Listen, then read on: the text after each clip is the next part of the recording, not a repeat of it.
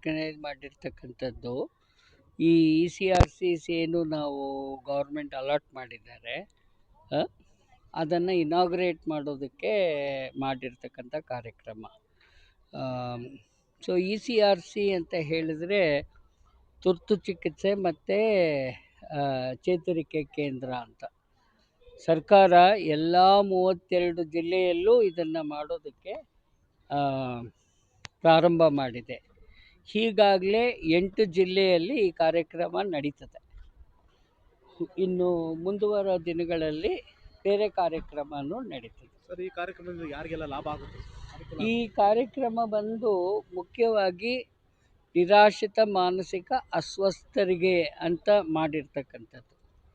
ಅಂದರೆ ಜೀವನದಲ್ಲಿ ಕಡು ಬಡವರು, ಅಸಹಾಯಕರು, ನಿರ್ಗತಿಕರು, ಅವ್ರಿಗೆ ಈ ಕಾರ್ಯಕ್ರಮ ಸರ್ಕಾರದಲ್ಲಿ ಮಾಡಿರ್ತಕ್ಕಂಥದ್ದು.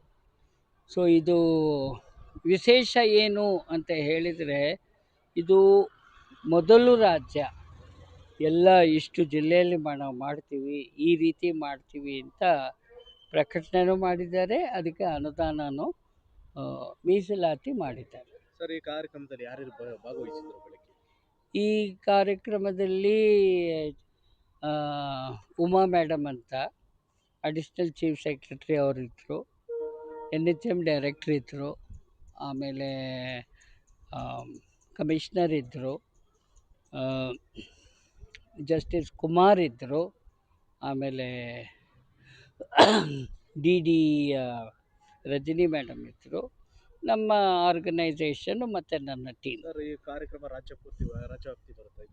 ಇದು ರಾಜ್ಯವ್ಯಾಪ್ತಿಗೆ ಇದು ಮಾಡಿರ್ತಕ್ಕಂಥದ್ದು. ಎಲ್ಲ ಜಿಲ್ಲೆಯಲ್ಲೂ ಕವರ್ ಮಾಡುತ್ತೆ ಈ ಕಾರ್ಯಕ್ರಮ.